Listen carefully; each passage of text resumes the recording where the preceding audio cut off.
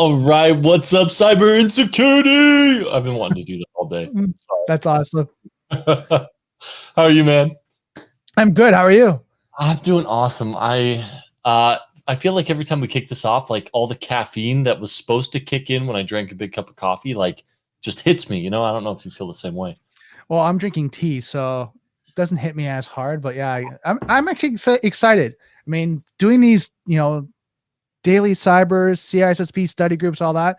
I'm learning so much from what we're studying and then what we're learning from the community.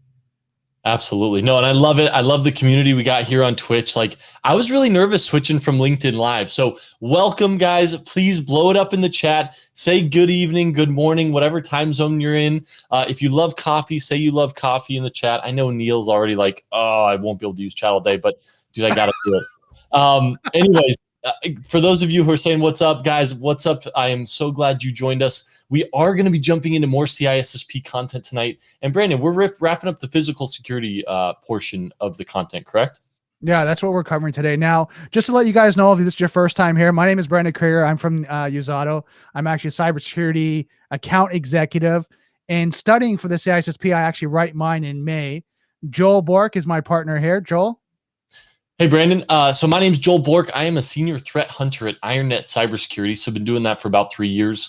Before that was doing pen testing and doing FedRAMP assessments. So mobile, network, web app, I loved it all. And it was really cool because when we started doing this, we had no idea how well we just fit together and complement each other. Right, Brandon? And had some fun. I mean, that's what it came down to, is like, really weird. As we were studying this, we were actually talking about, before this, like the unicorns when it comes to cybersecurity, of studying and then being able to apply it and communicate, not just on a technical level, but also as, just regular conversation for senior management, client base, customers, whatever that may be, to be able to translate the technical to something that people can understand.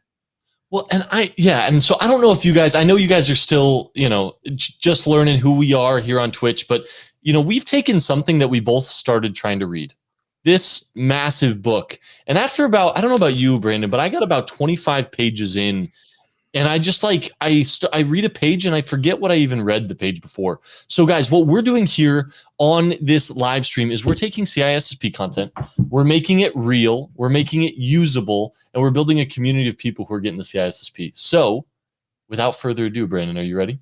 Yeah, let's jump into this. Now, first, before we jump into this, we got two things. One, let's thank Neil for the cyber insecurity, right? This is amazing. Thank you for building this out.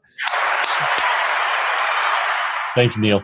Yeah, I mean, it's awesome. I mean, we're now, the community is growing. We're seeing more people of just different skill sets, from guys that are breaking into the industry to senior people that are here. Everyone's helping each other, seeing the Discord channel, the conversations are going on there.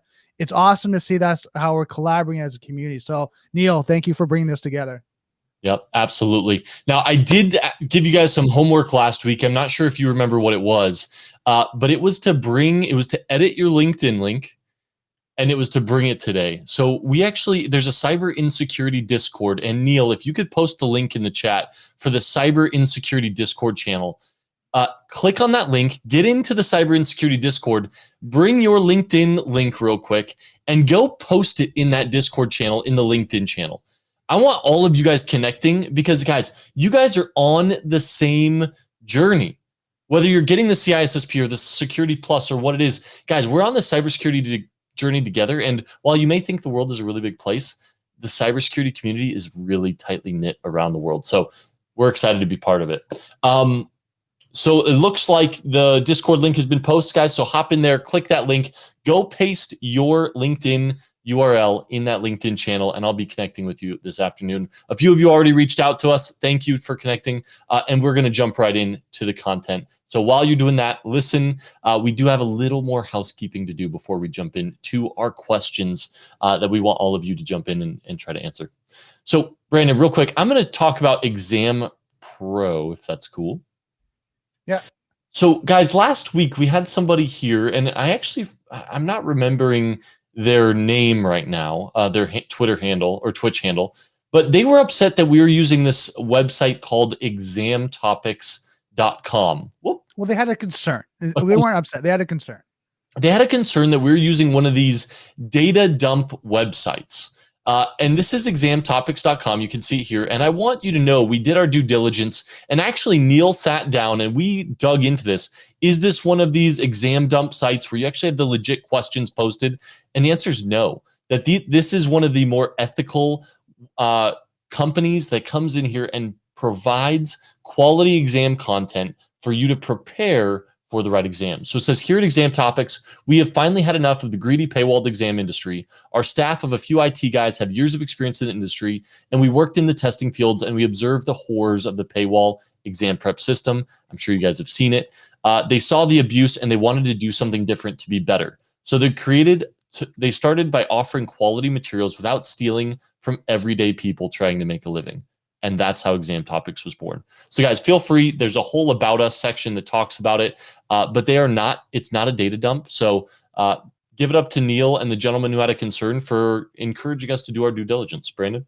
So hold on. The goal for these questions is to prepare you on how to take the questions. Overview some of the information. This is not a dump practice here. We're not giving this information so you memorize 100 questions, then go write the exam tomorrow. It's to get you in the cadence of how to read the questions, how to narrow them down to something that's similar to what the question's asking, and then get into that habit of doing it, because these questions, these tests are timed. So the more efficient you get in reading the questions, being able to narrow that down, the more time you're going to have, right? There's no difference from you learning how to read or speed read. The faster you get at speed reading, the faster you're going to be able to apply this into your testing. And that's why we're doing it. It's not a brain dump. And I want to be very clear, because that was one of the concerns too, is that we're going through this to help you guys to brain dump to go and write the exam. No, the goal for us is that you guys get quality information, get prepared for the exam, and the information that we're applying, you guys are able to use it in your day-to-day. Like, you finish a session with us, tomorrow morning you're meeting with someone going, oh my God, I learned about this and this is how it applies, versus you learned, 8 domains, in 48 hours, 5 days, and then you go write the exam. And then 10 days later, you're going, what's domain number 1? Yeah. CIW again? Like, you just completely forget it. And our goal is to be able to get you up to the point where you can apply this. Okay, so real quick, guys, we're going to jump into the questions because we want to show you what some of these are. We are going to be trying to give away a $25 gift card here for the last question we do today. So guys, stick around. It's a surprise which one I'm going to give away a gift card on, but the correct answer, the first one to get the correct answer will be getting a $25 Amazon gift card or Buffalo Wild Wings, because I'm addicted to Buffalo Wild Wings. But we're going to be giving away that $25 gift card here real quick. So what I'm going to do is, Neil, I'm going to be messaging you real quick. And I'm going to be giving you the answer and the question I'm going to be giving that away on. So that is it. But let's go ahead and get started, guys. And once again, Brandon said, hey, this is going to help you in your everyday life. Some of these questions might, some not so much, right? So let's take this first one, for example. We don't know. Like, we don't know what you work with, right? And work through.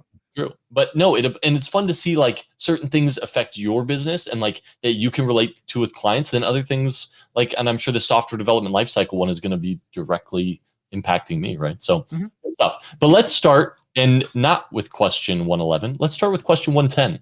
Which of the following ciphers is a subset on the Vigenère polyalphabetic cipher was based on? So which of the following ciphers is a subset on which this polyalphabetic cipher was based on? A, Caesar, B, Jefferson disks, C, Enigma, or D, Sagaba? Brandon? Okay, so I'm going to go through this right now and just look through this. I'm looking at the Jefferson disk. Like, I think those three, like the B, C, and D, are kind of similar. Right. So I'm looking at this. I'm trying to think of I'm trying to remember. And I'll be honest with you, encryption's not my strong suit when it comes to knowing the different ciphers. But the Jefferson disk, I would say would not be polyalphabet. Enigma, I'd probably say no. So I'm going from D and A. So those are the ones I would narrow it down to. And from reading it, I'm thinking Caesar. Yeah. So Great job, because remember the Caesarean cipher. So let's go ahead and it looks like a bunch of people got the right answer. Guys, please, please, please throw your answers in the chat. This is your time to get it right or wrong and then learn from it, right? And the best way to learn is to practice. So jump in, as we go through these, throw your answer in the chat and have fun with it. I know Vivek is here, Sean is here. They've been with us from the beginning. They're throwing their answers in and they're quick with it. So you guys got some competition tonight. But correct. This polyalphabetic cipher was based on the Caesarean cipher. So back in the day, Julius Caesar, well, way back in the day, developed a simple method of shifting letters of the alphabet. He simply shifted the alphabet by 3 positions, and that was known as the Rot3 Caesarean cipher. Now, today, this technique seems way too simplistic to be effective, but in the time of Julius Caesar, not many people could read, so it actually provided a really high level of protection. It was taken then by this guy in France, Blaise de Vigenère. I'm sure I'm saying that terribly wrong, but then he developed a substitution cipher from that for Henry III. Now, real quick, before we move on, the Jefferson disks, that's actually a real thing. So the Jefferson disks was actually a machine. So was Enigma. And then I'm actually not sure what SIGABA is. So if any of you guys know what SIGABA is or stands for, throw it in the chat. I'd love to let us know. But let's rock and roll, guys. Question 111. This is not our gift card question either, but let's jump in. In a known plain text attack, the cryptanalysis has knowledge of which of the following. So in a known plain text attack, A, the ciphertext and the key, B, the plain text and the secret key, C, both the plain text and the associated ciphertext of several messages, or D, the plain text and the algorithm. Brandon? So I'd say for the cipher text and the key text, that doesn't know the key. So I would say I would eliminate A. The plain text and the secret key, I'd say they won't. Again, they won't know the secret key. So I'm leaning more to C and D, and I'm probably leaning more the plain text. Both the plain text and the associated ciphertext are several messages. So I would go with C. So C, final answer. C, final answer. C, final answer, and you are correct. So remember, if you can get the plain text and the ciphertext, you are well on your way to doing a known plain text attack, and then you can start manipulating messages via man in the middle. So good stuff. Remember, the attempt at cracking the cipher is also known as an attack, but in a known plain text attack, the attacker has both the plain text and the ciphertext of several messages. So great job, guys. Also, let's head over to the chat real quick. BSEC, thank you. I really appreciate you. He said that the SIGABA machine was also known as the Converter M134 by the Army, or by another name by the Navy, and it was actually an encryption machine. So kind of cool. So the Jefferson disks, the Enigma, and the SIGABA were all encryption machines. So wow. Pretty cool little fun fact that I learned tonight. All right. Ready, Brandon? Ready. Jumping in. Question 112. What is the length of an MD5 message digest? A, 128 bits, B, 160 bits, or C, 256 bits? So I would say for the MD5, I'd eliminate B and C, 160 bits and 256, which would leave me A and D. I'm gonna go with A, 128 bits. Okay, guys. So let's remember what it is. It says, what is the length of an MD5 message digest? Well, MD5 and SHA, these are hashing algorithms. So they're going to have a fixed length, right? So the answer is 128 bits. Well done. So the MD5 is a message digest algorithm that was developed by this guy named Rivest. It takes a message of arbitrary length and generates a 128-bit message digest. Okay, so knowing this, we're moving into question 113, and this is the question that we're giving away a $25 gift card on. So Neil, I hope you're ready. $25 gift card to the winner. So the first correct answer you see, please, please, please reach out to IT Junkie, and we're going to be getting you that gift card. Ready? Question 113. The secure hash algorithm SHA-1 creates A, a fixed length message digest from a fixed length message input, B, a variable length message digest from a variable length input message, C, a fixed length message digest from a variable length input message, or D, a variable length message digest from a fixed length input message. Brandon? So Neil, do we have a winner? Let's first, before we start to jump in, let's see what he's coming up with. Okay, perfect. I think we have a winner already. So good. So as you're going through this, Shaw won. Fixed length message digest from a fixed length input message. No, I don't think so. I don't think it creates that. Variable length message digest from a variable length input message. No. So let's remember what I just talked about, right? It's a hashing algorithm where you can take a file or it's a message digest algorithm. You can take something of variable size, right? And then you get that fixed hash output. So you just said a fixed length message digest from a fixed length input message? No, because this could be variable, right? Right. Okay, walk me through B. So B is a variable length message digest from a variable length input message. So nope, because this is going to be a static digest, right? Exactly, right? Yep. And then I'm thinking it's a fixed length message digest from a variable length input message. Thinking it's C. And then a variable length message digest from a fixed length input message. Oh, because it's not fixed, it's variable. So you're right, right? The fixed length message digest from a variable length input message. So you can send something in that varies in length and size, but it's going to come out a fixed length message digest. So the correct answer and the winner of our competition today is Cyber Sentinel. So everybody give it up for Cyber Sentinel real quick. Congratulations, Cyber Sentinel. I'm telling you, Vivek, I don't think he's lost. Vivek has won 3 gift cards from our competition, and you snuck in by the hair on your chinny chin chin in front of him. So congratulations. That alone is a feat in and of itself. So guys, Cyber Sentinel, please, please, please, it's a pleasure. Thank you for joining our stream. We're going to be doing these gift cards moving forward. So I hope you guys like free money. Your job now is to reach out to IT Junkie and say whether you want Buffalo Wild Wings or an Amazon gift card. So hit him up. I'll get that to you after the stream. It takes about 12 hours to get to your inbox, but it'll be waiting there in the morning for you. So congrats again. Awesome. Awesome. Awesome. Well, guys, that is our questions for the evening. But guys, are you guys having fun? Is that a good time? I think so. Now we have a couple questions that I guess here Walt Glass asked. Okay, great. So check this out. I'm totally new to hacking. I joined Hacker One and has these instructional videos I can watch. However, I was told to go to INE and do my web training there. I wanted to know, is Hacker One cool for starters or no? So Hacker One is where you go to try to submit bug bounties. Is it cool for starters? Yeah, it is cool. But what are your goals, right? And it's funny because before the stream, Brandon and I actually sat down and we go, what's important to you? Is it a title? Is it money? Is it what you're doing in work? Is it like your actual job role? And those are things you need to ask yourself. So first and foremost, there are many different fields in cybersecurity. You have networking, you have blue team, you have red team. I saw a wheel diagram today on LinkedIn that had like green team, yellow team. It was like all kinds of different stuff. I'm not going to confuse you with colors, but really what I say is break it up into 2. You have blue team, you have red team. You have penetration testing, you have security, SOC, and those are kind of where your 2 entry fields are that you should be trying to get an internship in.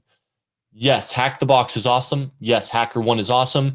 Yes, these INE home lab stuff, I believe in all that stuff will help build your skills. But remember, if you're trying to get to blue team, I would be taking a little bit different track. So I actually have an article.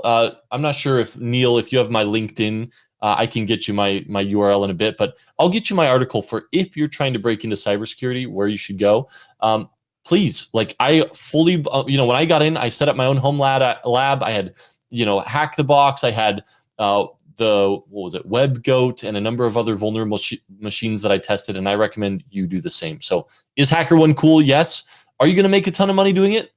A lot of the low-hanging fruit has been picked already, but it is worth a shot because if you can get your first bug bounty, I want to see it on LinkedIn. Deal? All right, Brandon, what do you think? Any additional comments? One more question. Yeah, one more question. Same from Walt Glass. What should I be learning first?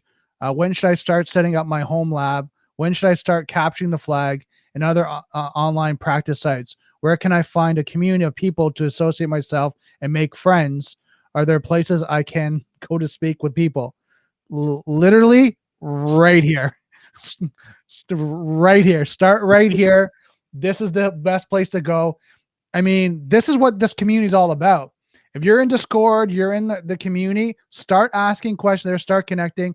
I know Neil was talking about, I've seen it in the Discord after the, in-depth technical sessions that, some of the guys have, there's discussions that go on for hours after. So jump in there, connect with colleagues, go in there. Like Neil said, share your LinkedIn profile. A lot of people will connect with you. It's a massive, massive industry, a small community. Right? Think about that. Like, it's just, you'll meet so many great people. Yeah, and it's so funny because everybody's telling me I can't look at the Twitch chat, but guys, you should look at this Twitch chat. They're like, it's here, it's right here, like cyber and security community, and they're right. So he just posted the Discord link. Click that, become part of our community. Get your questions answered. There are cybersecurity professionals in this community who can help answer that question. He also posted the link to the article that I talked about, like, what are the things you should be doing if you're trying to break into cybersecurity? And I've gotten some good feedback on it. So I think I might be heading in the right direction there. So check it out. Let me know what you think. I look forward to answering more of your questions, man. And we're here for you. So let me ask this. You guys have questions? Fill them. Fill the community right now with questions right now. Neil's out there, IT junkie. He's actually our moderator for today. Thanks, Neil. Ask lots of questions. We're here to help you just excel in your career, right? When it comes to cybersecurity. That's why we're telling you guys got the technical role.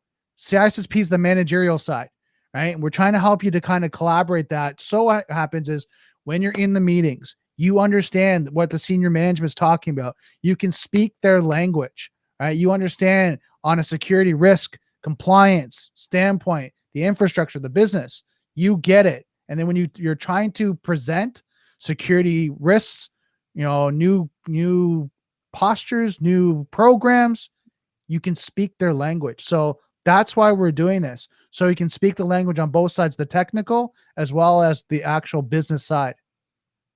Yeah, absolutely. You're spot on. And once again, right, Brandon touched on it. There's more than just, blue team, red team, right? I mean, what we're going to go over today is physical security and how physical security can impact the security of your networks and your organization, right?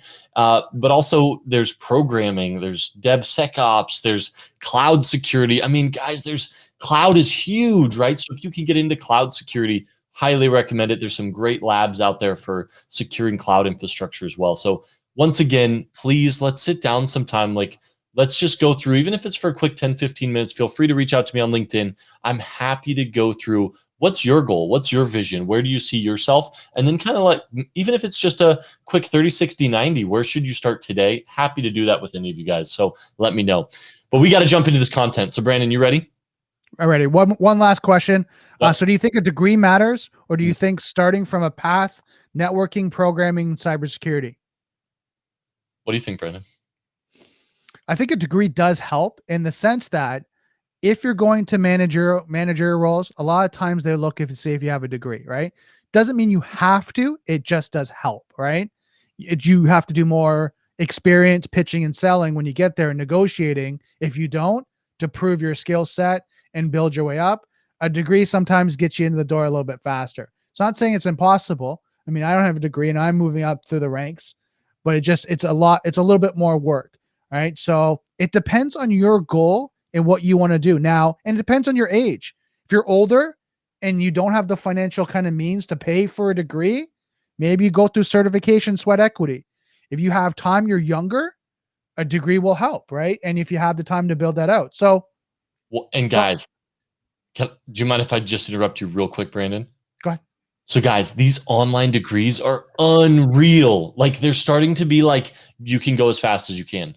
So for example, I finished my master's degree in 6 months online, cybersecurity and networking. That would never have been imaginable 10 years ago. So guys, yes, I believe degrees are important, but like, for example, we're hiring a VP of solutions engineering right now at my company. And out of the 4 final candidates, only 1 had a degree. The other 3 had 10, 15 years experience. So if you're brand new to the industry, yes, a degree definitely helps you get into the field. But there are ways of getting in without it. And please, let's talk, afterwards about it. I'm happy to. So let's jump into content. We got a couple questions. We'll let them queue up a bit, and then let's jump into the information because we're jumping into physical security. So do you want me to kick it off real quick, Brandon? Let's do it.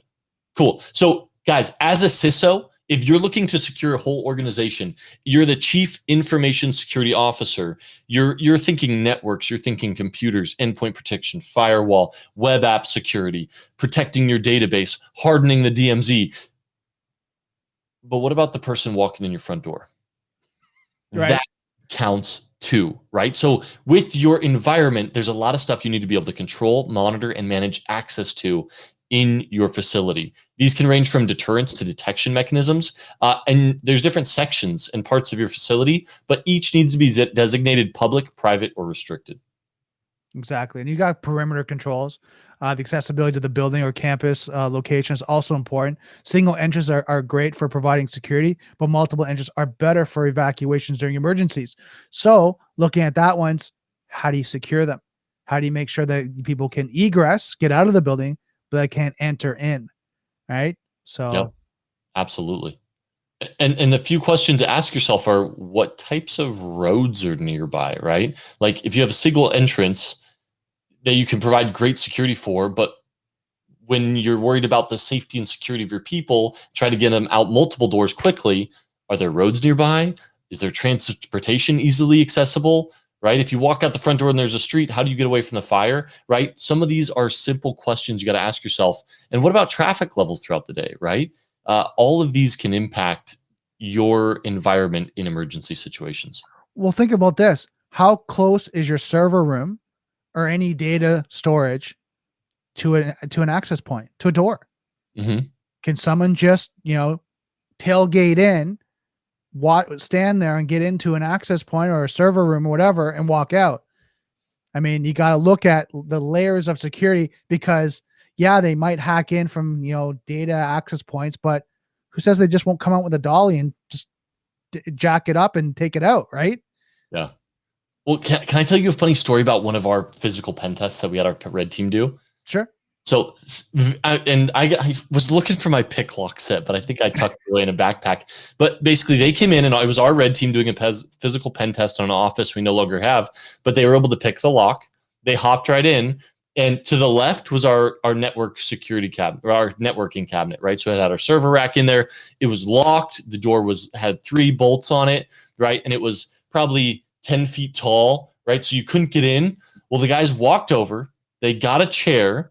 They got a stool. He jumped on the chair, jumped on the stool. There was no roof on the darn thing. He slipped right over the top and got physical access to the whole server rack. So once again, physical security. What if somebody does get in that front door? Have you put a roof on your server rack, on your server room?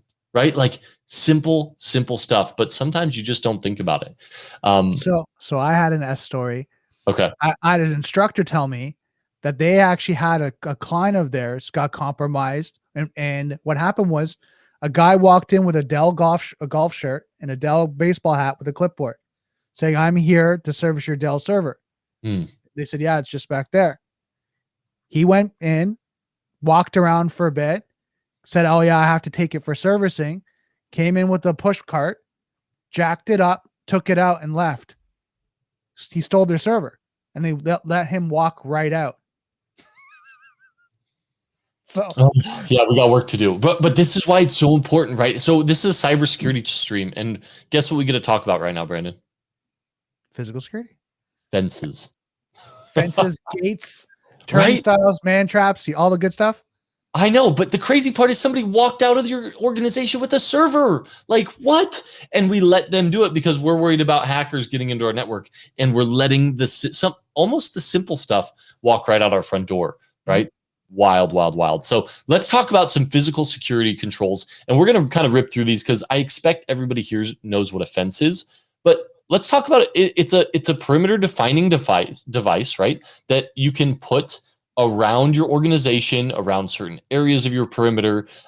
You could use things with barbed wire, chain link fences, concrete walls, invisible perimeters, right? You could use laser, motion, heat detectors, and there's all kinds of different fences. But you need to remember what kind of business you're in, right?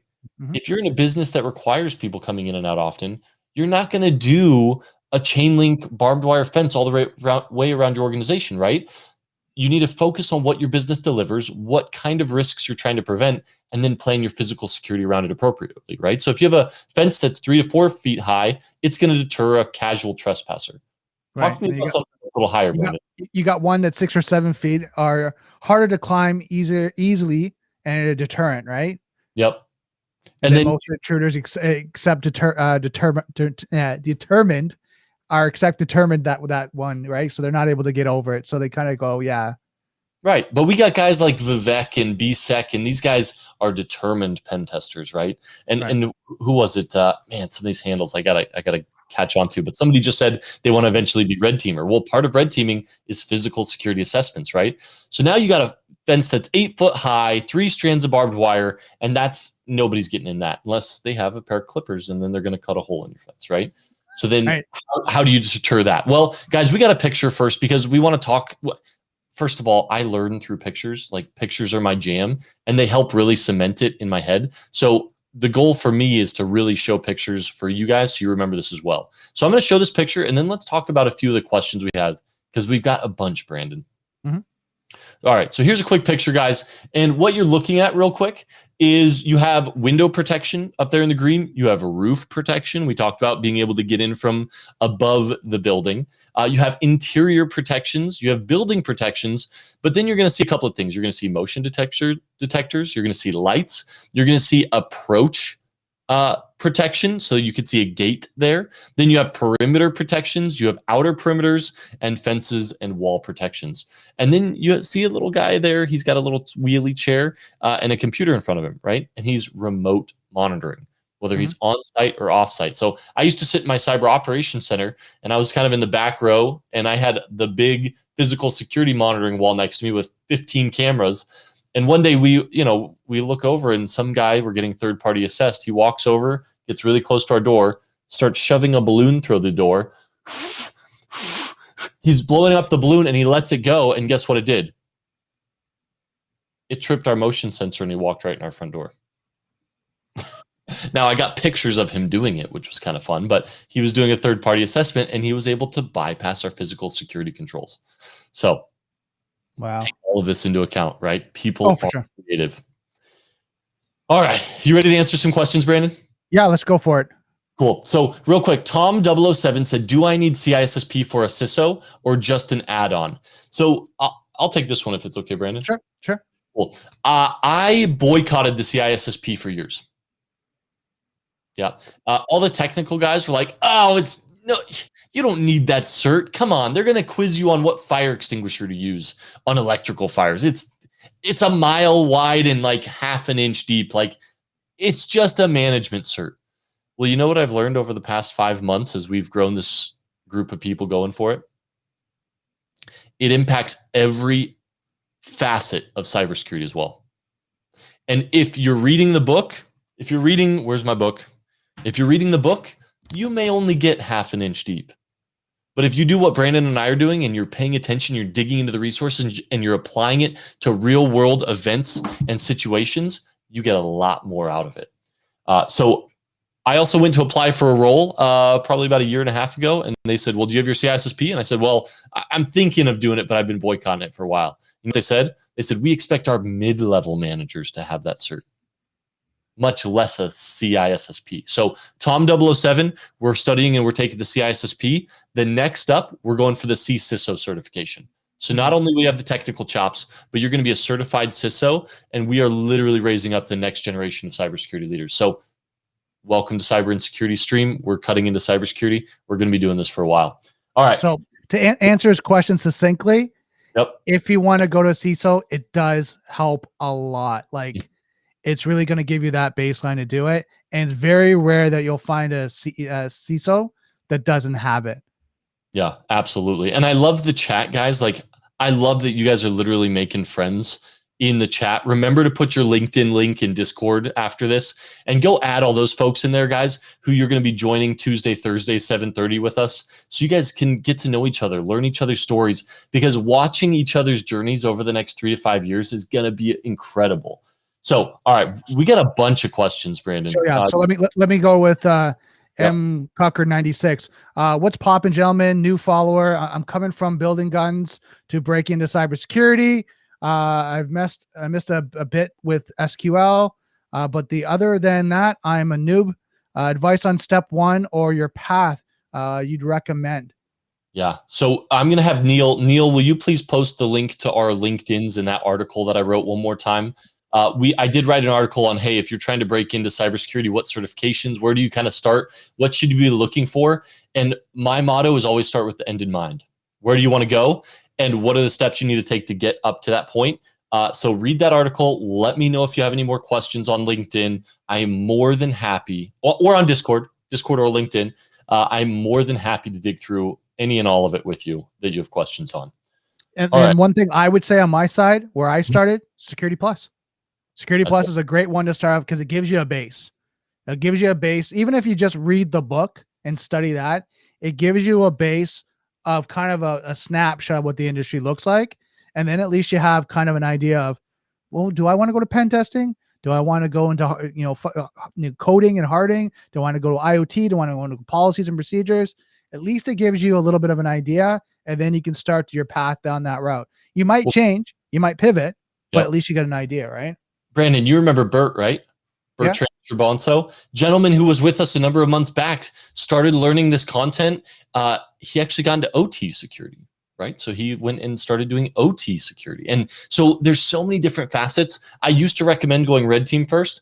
I've since pivoted because we need a lot more blue teamers or cyber defenders who are talented, who are hungry, who are looking to defend organizations that need your help. So that's the route I recommend taking because good SOC analysts are hard to come by. SQL is a great place to start. I started with SQL Map where I got a tool that can do most of that for me now, but you still need to know SQL, right? Especially like, for example, I am querying databases on a regular basis, looking at PostgreSQL data, right? So I'm pulling data out of that on a regular basis, looking for which alerts have this, order by this, right? And you need to know SQL at least to be able to get by on, but there's a lot more than just that you need to know. So happy to dig into it. Thank you guys for connecting on LinkedIn and here on Discord. I look forward to jumping into those side conversations with you. Okay, so question for you guys. I'm trying to focus on the I&E training for the EJPT and training and practicing on Try Hack Me, but I'm a super curious person and very easily sidetracked. I do want to get the CCNA sometime, so I do CCNA courses. I understand cloud is important. So in 3 days, I finished the Microsoft Cloud Challenge, and now I have a free Microsoft certification exam voucher. Is it even beneficial to be so sidetracked?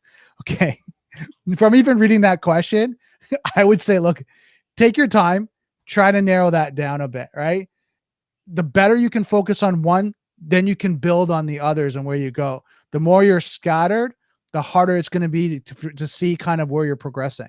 That's my opinion. What do you think, Joel? Yeah, so that question was from Cyber Lola. No, I think that's a good question. And I think as a new cyber analyst, being curious and digging deeper into things is extremely important. But I need to backtrack because you said EJPT, that's pen testing. You said CCNA, that's Cisco. You said cloud and Azure.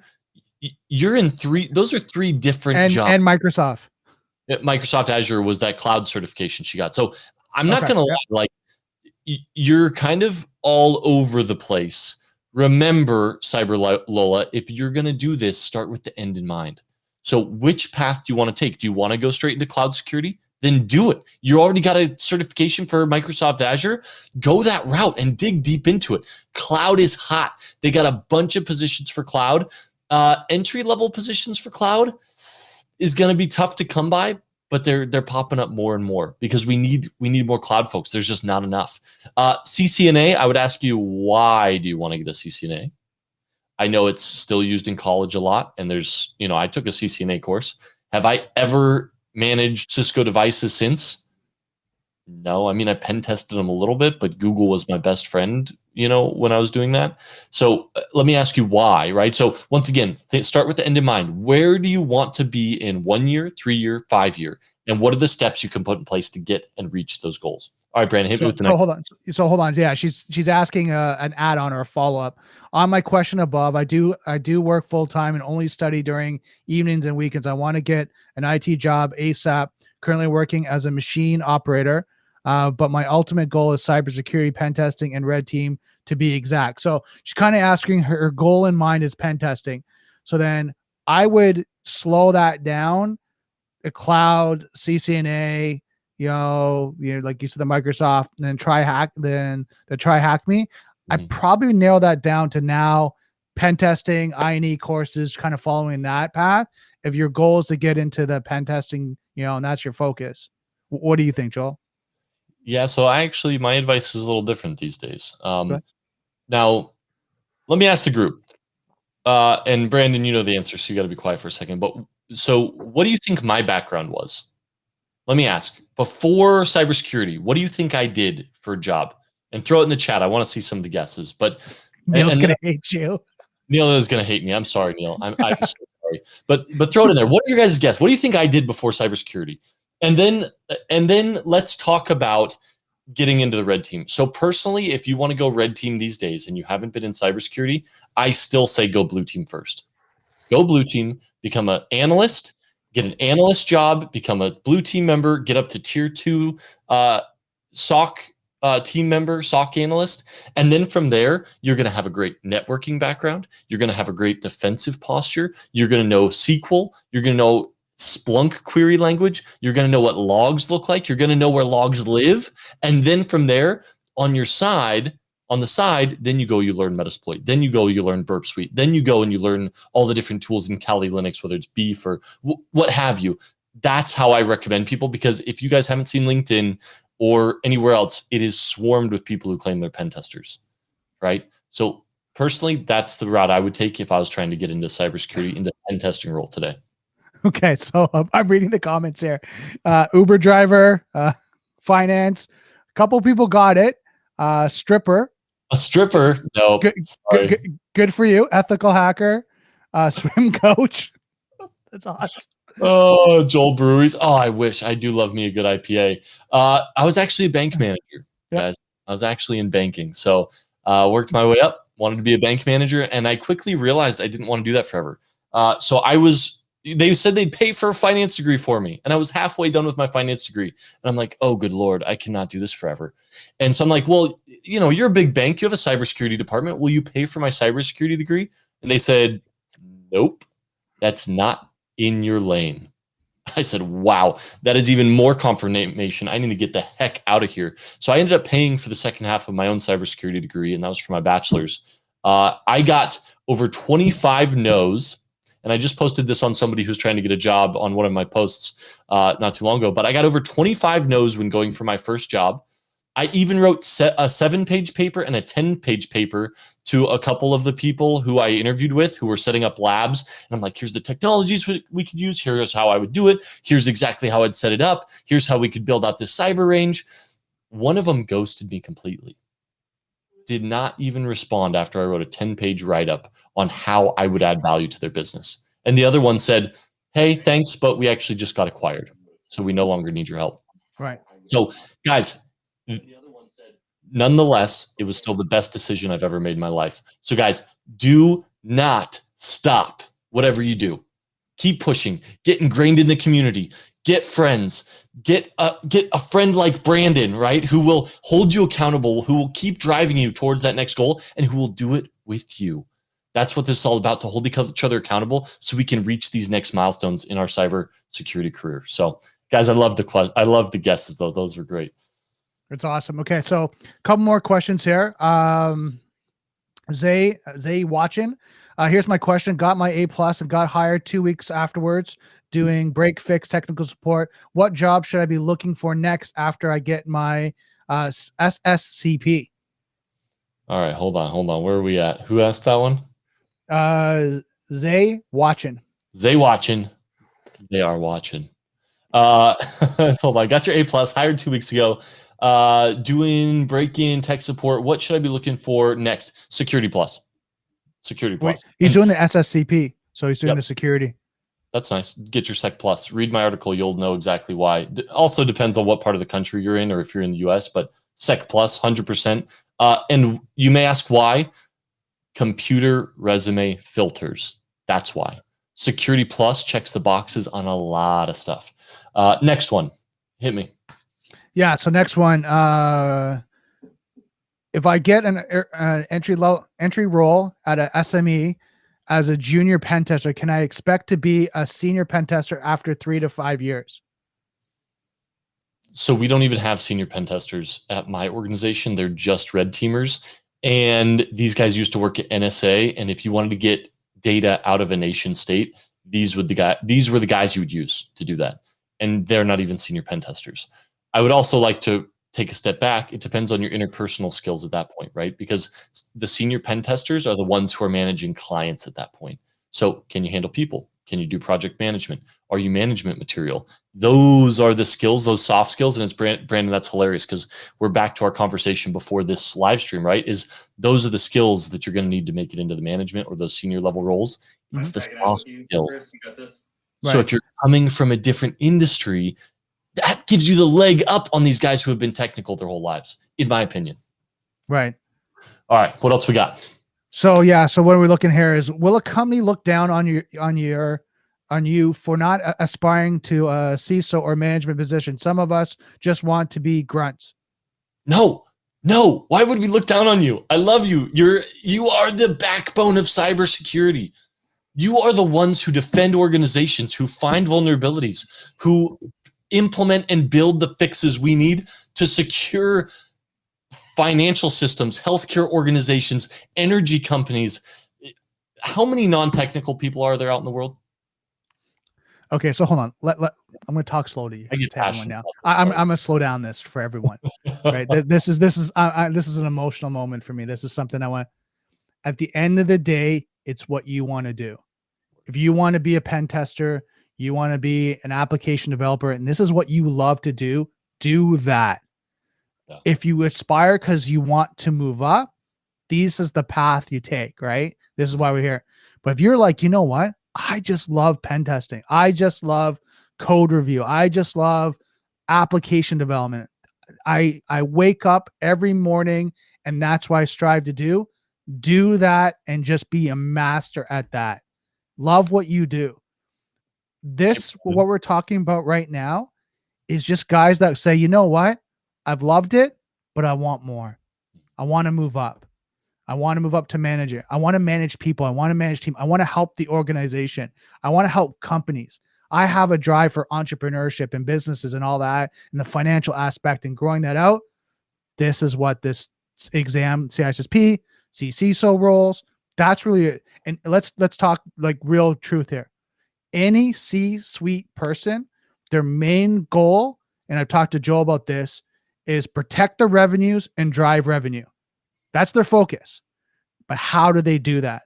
The CFO has its position, the CEO, the COO, right? The CTO, the CISO, all have their role, and that's what their main focus is: how to protect the organization from risk and how to generate revenue.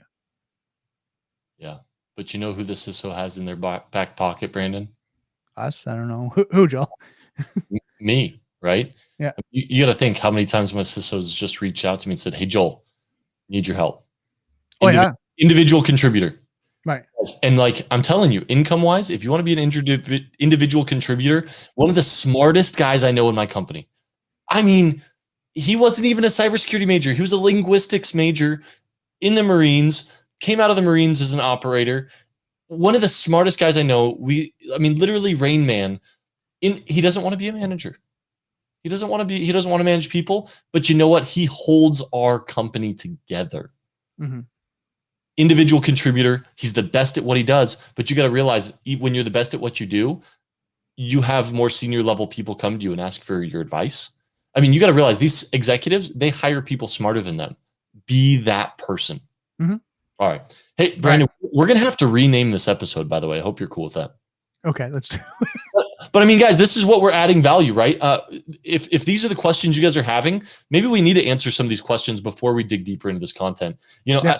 I think BSEC was the one who said there's billions of untechnical people out there, and he's right. Billions of people who don't even know what a database is, right? Or what a web app security firewall even means. Like, the fact that you guys are here, that you're learning, that you're interested and passionate about cybersecurity, and you're jumping on Hack the Box, that takes you a step and above billions of people. And just don't stop, because we're just getting started.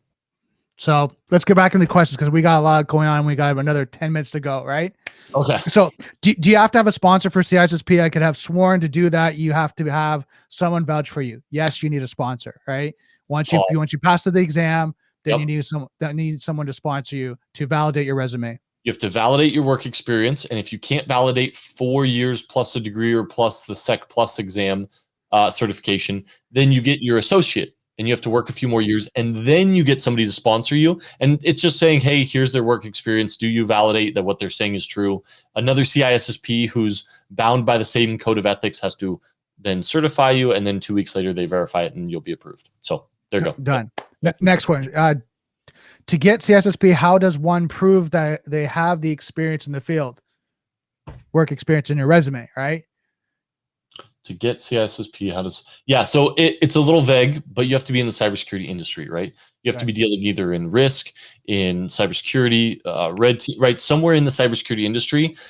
Even if it's like consulting and you can squeeze it in and it's vague, it still counts. I've seen people who should probably not have their CISSP have their CISSP, but make it relevant, right? If your job isn't tech, like all cybersecurity, like talk to your manager. Like, is there a role that you can step into that's more cybersecurity related, so you can claim that as valid cyber experience? Mm-hmm. True. Is Security Plus better than SSCP? SSCP, or is that CEH? Oh my gosh. Is Security Plus better? For me, I live in the DMV, which is the tri-state area, Maryland, Virginia, DC. Security Plus is better than SSCP. And why is that? If you read my article, you'll find out. It's for job sites. It's for job sites. Let's cut to the chase. It's basically it's hacking the resume, right? And hacking the job filters. It's that. It's also for DoD 8570. And DoD 8570, it's kind of the old one, but the government, if you want to work on any government contracts for like a third party, a contractor to the government, you have to have certain certifications in order to work on certain jobs. So that's one of the other reasons. So once again, read the article. I've mapped it out. I've put pictures in there for those of you who like pictures. Okay. Check out the article. And it looks like he just linked it again. So guys, ask questions in the comments on that article. I'll answer them all day long. Okay. So Vivek asked, can you briefly explain tunnel versus transport mode VPN really quick from a big picture point of view or application point of view? I think that's not a quick question. Thanks, Vivek. That's a tunnel question. So we're talking tunnel or versus transport mode? Yes. So if we're going to jump into this with the folks we have on the call, we need to get a picture. I got this. So while you're getting that, where did you study? Huh? And now the question is, Afghan Cyber, where did you study? If you want to clarify that, do you mean where do we study for the CISSP? We self-studied, right? So we just did this on our own. Security Plus over CEH. Depending on where you want to go, Security Plus is just kind of a generic entry-level exam. CEH is more for entry-level kind of introduction to pen testing. Guys, remember, so once again, read that article that I put on there. I address CEH. So I have the CEH, have the Sec Plus, have the CHFI, have a GSED. I've got a bunch, some helped me out a lot more than others. My CEH helped me a ton. And if you want to go pen testing, you're going to have your CEH or a different pen testing certification in order to get that auditor role. Once again, look how it impacts the DoD 8570. CEH, I just recommend Sec Plus first, because remember, if you take my advice and you go blue team first, that Sec Plus is going to come in handy as you learn the technologies and you start pivoting over. You take the CEH after you've played around with Kali Linux, you've done some purple teaming, maybe with that same organization, then you move over to red team, right? That's what I recommend while you're doing Hack the Box. Because let's be honest, for those of you guys who are hopping into Hack the Box, it takes time. Mm-hmm. I recommend making money at a full-time job in IT, getting that experience while you take that time to do Hack the Box on a weeknights and weekend basis. All right. Transport versus tunnel. Brandon, take me through transport mode real quick. So IP payload is encrypted. IP header is not encrypted. Original IP header is used for routing decisions and provides protection for the payload from end to end. Yeah, and then tunnel mode, IP payload is encrypted and the header is encrypted. New IP packet encapsulate this encrypted one with a new header that is used for routing decisions. So here's how I remember it. I remember it, tunnel, you're literally in a physical tunnel, right? So they've put you in a new packet with a new header on it. That's tunnel mode, okay? Transport mode, think of you just driving on a road in a car, right? The payload is encrypted, but the header, the color of your car, the details, they can see right through your windows, right? It's not dark in the tunnel. That's transport mode. I know, once again, they didn't have the pretty pictures on this one, but that should work for you. Vivek, is that what you wanted, buddy? Let me know. Hopefully that analogy works for you. That's how I remember the difference between the two.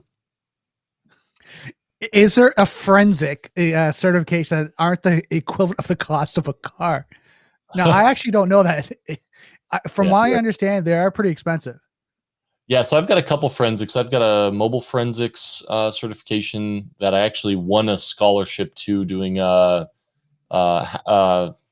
the flag. That was an awesome course. The mobile forensics ones with Parabin Corp. Great class, recommend it. Then I paid for my own CHFI.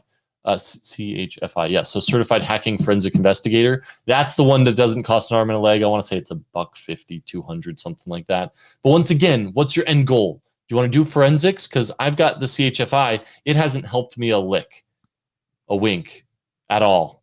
Right. So what's your end goal? I got it because I took a class and I felt really stinking prepared for it. And I'd just got the CEH, right? And so I took it and passed it. So I got it. And now I got to maintain it and pay every couple of years to keep it. So get the certs you need for the job you want. So you're not paying $150 every couple of years for a cert that will never help you again. Exactly. No, I agree. Yeah. You want to invest into your future, right? Yeah. Heads up. It's 8:28. Neil, do we have a hard stop? No, we don't. We don't? I thought there was another person coming. There's another one coming at 9, but we'll talk about that after in half an hour, but we can get through these questions.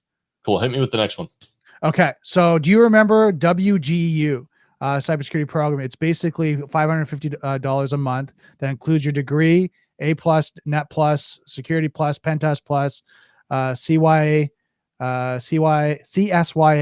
and SSP. Do you know anyone who went through this? Logically seems okay, but curious on your thoughts. Yeah, so I actually got my master's degree from WGU. I did it in 6 months, but remember, I had a bachelor's degree and I had certifications that transferred in.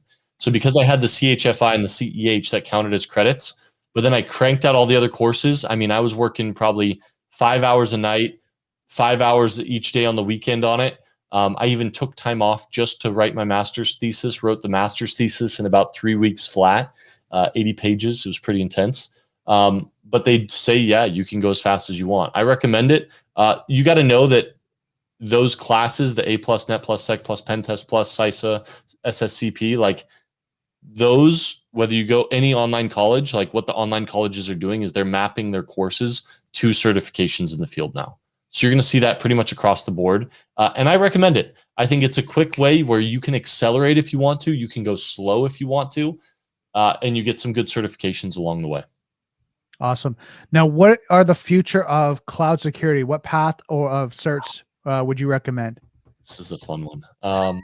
Okay, so I started out doing cloud pen testing, right? I was so blessed. I was so blessed that somebody at my bank, and remember, I was interviewing all over the place, entry level. I'll work for free. I don't care. Just hire me on so I can get experience. 25 no's.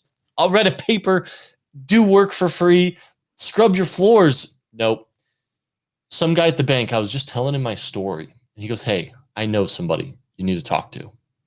He's like, you got your CEH, right? I said, yep. He said, okay, I need you to meet this person. 2 weeks later, I had a job as a entry-level pen tester. I'm telling you, just keep working hard, tell your story, Keep applying. You never, ever, ever know when your moment will come. But when it does, I'm telling you, it is the best feeling in the world. So I'm sorry, I got very distracted on the question. Future cloud security. So hold on. I'm going to ask you very directly. Yes. If I'm jumping into this cloud security, what certification would you recommend?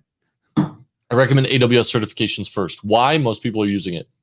You go cloud practitioner, you go security architect associate, you go AWS security specialist.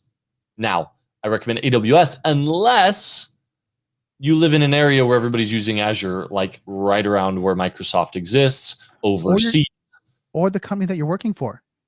Or the company you're working for, right? So if you want to stay internal, do they use Azure? Do they use AWS? Ask. Go find Oracle. Yeah, or Oracle Cloud, whatever they use, start with there because it's easier a lot of times to move up in an organization than versus moving out, right? If you can kind of show that you're moving up, most companies, not all, but most companies will take the initiative and go, great, you're doing self-study, you're interested, you have a career path, a professional development plan, you're working that way, perfect, we'll help you. Yep. Right? We got a 4-minute warning from Neil. He gave 15. Us +15, so we got 10 minutes left. I want to skip a couple questions because there's a guy named Nitronic Deer in here. First of all, I want to know where you got that name from. Second of all, I wish I could be reading all the chat that's going on, but these questions take a little focus. He says, "Hi fam, I should have gotten my CISSP years ago. I've gotten complacent and I'm now doubting myself. Any tips to get me across the CISSP bridge?" Nitronic Deer, we are here for you Tuesday, Thursday, 7:30 Eastern time, cyber and security stream. We're going to be, today we're supposed to be finishing up the physical security section, and we may still rip through it here in the next 10 minutes, which we'll actually do because I think we're wrapping up on the questions. No, we're not going to make it. No. We'll wrap it into, we're going to do, so we'll do a pitch for Thursday because I've got some really special content I'm going to be delivering on Thursday, but we're actually ramping up the study for this. We still have what, 3 months left, Brandon? Probably roughly, right? Yep. So hold on. Let's talk about their situation because I know you're going off a little bit. Yep. So remember this content right here, what we're doing, go to our YouTube channel, the Cyber Incision YouTube channel. There's going to be a lot of past episodes that you can go through as well. If you find you need motivation, come here and talk. Like, what's frustrating you? What's the thing that's holding you back? What's the thing you're worried about, concerned? Ask us. We probably have gone through the same thing, and everyone in the community probably is going to go, yeah, I did that at one point in my life. I felt that way. We're here to kind of say, we get you. We empathetically understand you, and we're here to help you motivate yourself to go to that next level and be motivated about being in this industry because it is an amazing industry to be in. And there is no rush. You just have to take your time and take it in bite-sized chunks. And then all of a sudden you'll start to do that and progress, and you'll look back and go, oh my God, like how much do I really know? It's not as big as people think. It's just taking it consistently. I learned something from one of the brain course I take. You only need to study 10 minutes a day, 10 minutes a day, every single day, 7 days a week. And once you start doing that, you speed up to read 25 to 50 pages. You do that each day. You'll get through the book within 30 days. No rush. I think you're on mute, Joe. Yeah, I totally muted myself. No, that's great advice, Brandon. And I agree. Like if 10 minutes a day is all you have, do it. I personally, we've been studying for 3 months. So really skip ahead the intro and get the content out of each of those YouTube videos. We'll have Neil throw that channel in the content. But I literally 3 weeks ago, I was looking at booking my CISSP, and I either had to book it that next Monday, 4 days away, or the next time I could book it was like April, May. It's like a month and a half away. So I just booked it. I booked it on that Monday, 4 days away. I said, you know what? I'm taking Friday off. I'm going to study Friday, Saturday, Sunday. And guess how much I crammed? A lot. But I'd also been studying 3 months up to it. So I had a lot of residual knowledge. I supplemented that with a 3 to 4 day cram sesh, took it on Monday, passed it. Yeah. So it is possible, but don't let it drag out or else you lose your enthusiasm for it, right? So if you're planning on doing it, reach out to us on LinkedIn, say, hey, I'm really trying to get into it. Like we're going to be doing at the end of this 3 months, we're going to be doing these sessions where we're going to be bringing on more CISSP individuals towards the end of this to talk about their experience. But B, we're going to be doing some recap sessions to really grind in the questions so you're prepared to take that exam. So what I'd recommend, get online, book your certification 2.5 to 3 months out. Mm-hmm. Once it's booked, there's no turning back. You're with us for the next 3 months, and we're grinding this thing out, and we're going to help you get a CISSP. Right. And then last question for tonight. Okay. Sniper 3. Hey guys, this is great. Thank you so much. I have some experience across app support, 5 years, assurance, 4 years, and product release management, 1 year. I love to be on the front lines of defense and incident response. However, only have basic programming skills. How much programming on top of general Python, Bash, PowerShell awareness would I'd really need be needed for a SOC role? As for the certs in my short-term plan, I'm doing at JPT now, then Security Plus, and if all goes well, OSCP. What would you recommend differently? I love that question. You got app support, assurance, product release management. You want to get to the front lines in defense and incident response. That's not really OSCP category, right? So, how much programming do you need on top of basic Python and Bash and PowerShell? Awareness, you need more than awareness. You need to be able to get into Python. You need to be able to do some basic scripting. Bash for sure. If you know a lot more Bash than Python, great. PowerShell, definitely. If you're going to go defend an organization that's not a Mac shop, you need to know PowerShell like pretty well, which means hopefully you've set up servers before, right? If you've been doing app support, you've done some work in Windows environments and assisted over there. Do you have to be a programmer? No. Am I a programmer? No. You don't want me on your programming team. Can I script? Yeah, I can create Spark queries like you would not believe.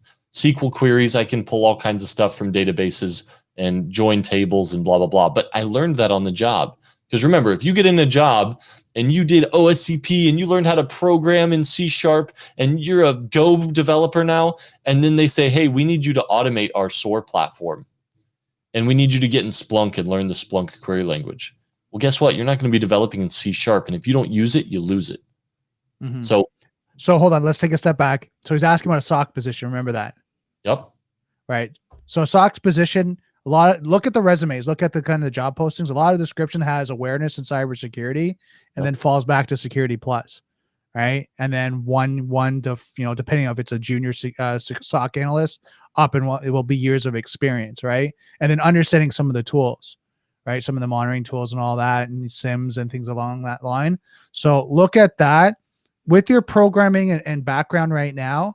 I would try to complement that with some security knowledge, not actually experience, but knowledge, and then combine that and then start applying. Yeah, and Net Frazier just finally decided to join us. Thank you, Frazier, once again for moderating. Shout out to this team. We are running up on our time. Thank you guys for the question. It looks like we just got a 5-minute warning from Frazier. So, guys, we are going to wrap this up with one final question. This is the last one for the evening. Thank you guys for joining us. Thank you for asking questions. That's how we move ahead together, right? My name is Joel Bork. My co-host is Brandon Usato. We're here on the Cyber and Security stream Tuesday, Thursday nights, 7:30 Eastern. On Thursday, we're going to be wrapping up this little physical security section we got about halfway through. But then I'm also going to be bringing to you the content on the CISSP exam that I didn't read in this whole book. It wasn't there, but it was on the test. Now, I did sign a non-disclosure agreement, so I'm not giving you the questions they asked, but I'm going to be going through the actual content, the sections in there on the content that didn't exist when we went through it, or we basically skimmed over it, and then it was asking for in-depth knowledge on certain topics. So we got a special session on Thursday, finishing up, and your special content. Brandon? Yeah, perfect. Now, it looks like we have the inaugural show that titled Offensive Education with INE instructor Philip Wiley, the hacker maker. Tune in and get down and dirty with pen testing, technical topics, starting in like 20 minutes. That's what's up. Say that one more time. So we got Offensive Education, right?